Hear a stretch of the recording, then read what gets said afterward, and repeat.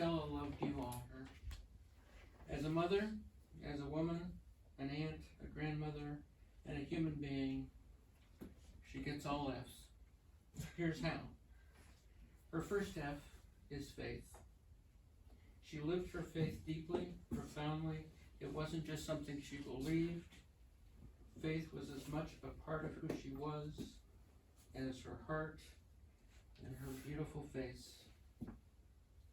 Perhaps that is why in her last weeks and days and hours of her life, she suffered no fear, no doubt, not a moment's hesitation, no pain, no signs of distress.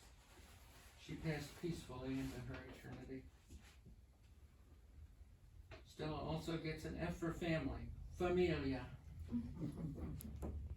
Most of us in this church are part of her family, and we know or remember how much she loved her family.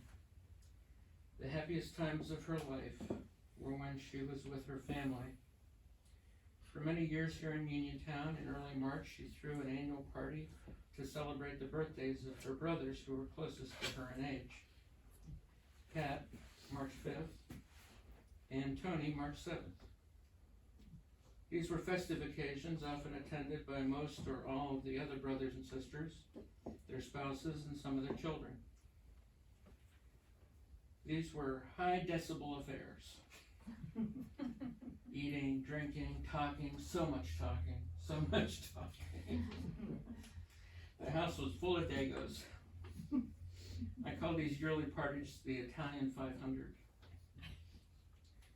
Stella was everywhere all at once, being the hostess with the mostest. She loved those parties. After moving away from her beloved Uniontown and resettling in Illinois, she would look forward to any opportunities to be with family. While large reunion type events became rare, she always enjoyed seeing a brother here, a sister there, a nephew or two, a niece passing through. She was so happy to see family, and really she lived her life visit to visit. And the goodbyes always made her cry. Another F is in friends. She had many cherished friends, like Mrs. Bozick, who is with us here today. She's already in the pew over there. Stella was friendly, loyal, and trustworthy. When you were a friend of Stella's, you were a friend for life. After she left Uniontown in 1978, she kept in touch with her friends back home. This was always back home. While making new friends in her new home. One of her best new friends was Joyce Rucker, a special education teacher. Mama was her teaching assistant, and they were together a formidable teaching team. They remained close friends after they retired, and they frequently got together with some of their former students. One of the most difficult phone calls that I made after Mom's passing was to one of these students. She was very sad, and at the end of the phone call, through tears, she exclaimed, "Miss Stella was the best teacher I ever had." I'm sure she was, and a lot of that had to do with the final F. Stella's final F is freedom. Everyone was always completely free to be exactly who they were. A lot of people, maybe most people, have stronger relationships with their own judgments, comparisons, and opinions than they do with the people in their lives. Not my mama. You were always free to be you around Mama. Around Stella, you could be who you were. Now, while she accepted everybody the way they were, I may have tested her willingness to accept more than anybody that she knew. But she passed that test A+. And now she's free of temporal, earthly concerns. And I'm free to do whatever I want to do. But all I really want to do is to sing Mama to my mama one more time. Mamma, solo per te la mia canzone vola. Mamma, sarai con me, tu non sarai più sola. Quanto ti voglio bene, queste parole d'amore, che ti sospiri il mio cuore, forse non si usano più. Oh mamma, ma la canzone mia più bella sei tu la vita, per la vita non ti lascio mai più. Mama, I miss the days when you were here to guide me. Mama, those happy days when you were here beside me. Safe in the glow of your love, sent from the heavens above. Nothing can ever replace the warmth of your tender embrace. Oh mamma, ma la canzone mia più bella sei tu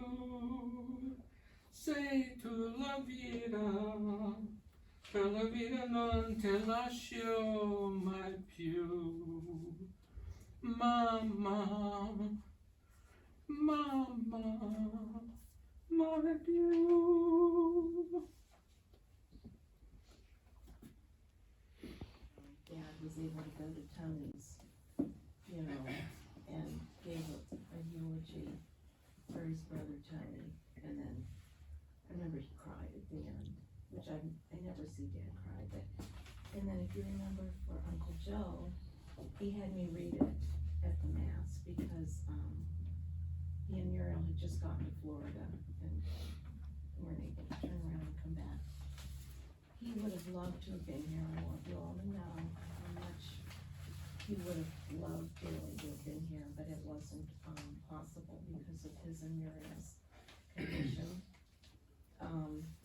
This is very, very hard for him because he's the youngest of the 9, and he and Stella clung to each other in these last few years, and losing her, we have to kind of help him through this. This is very, very painful for him, but he wanted me to read this. Because of his tremor in his hand, he couldn't even write it on paper, so he told me over the phone what to write, and then I typed it and printed it. So this comes from my dad's heart to all of you, and we're gonna call him later. He said he wants a full report of what happens here today, so. Anyway, this is from Dad. Make a leave out the song. I'm sorry? Make a leave out the song. Okay. I just wanna say a few things about Stella. She is 2 years my senior, and I thank God that she came along at the time she did when we could share so many decades together. She is 1 in a million. I feel very fortunate that we were able to share these many decades together. When I was 9 years old, I was injured in a serious sledding accident, and I lost my spleen. He almost bled to death, actually, in the snow. Stella played a great role in nursing me back to health. As fate would have it, shortly after my accident and before the days of antibiotics, Stella developed mastoiditis, which occurs in the bone behind the ear. The treatment required a surgical procedure, and all of us, because we were such a close family, were supportive of Stella and nursed her back to health. Now he's fast forwarding into adulthood here. It was not long before the family realized that Tony and Pat had their birthdays close together in March. So it was decided by a majority that the 2 birthdays be held together, and that's where Stella came in. She volunteered her home as the meeting place for the party, and it was welcomed by everyone. Year after year, we developed many happy memories at Stella's home, celebrating both birthdays. That became an annual event that everyone looked forward to, and Stella enjoyed every minute of it. This is just a brief glimpse of Stella's personality and her generous spirit. I feel very fortunate that I could have such a sister in my life that gave me such happiness. And if I could add something on a personal note, when I was 8 years old, I asked Aunt Stella to be my confirmation sponsor, and she said yes. She lived in Uniontown, I lived in Wheeling, which I think is about an hour. There weren't interstates so much back then. She came over to Wheeling and sponsored me at our parish when our whole class was confirmed. I was always impressed by her sweetness and gentleness and looked to her as a role model. I'm sure that she is in heaven now, reunited with Uncle Dale, her parents, and 7 of her older siblings. I look forward to the day when I see her again, and I once again hear her sweet voice say, "Hi, Chrissy." She always called me Chrissy.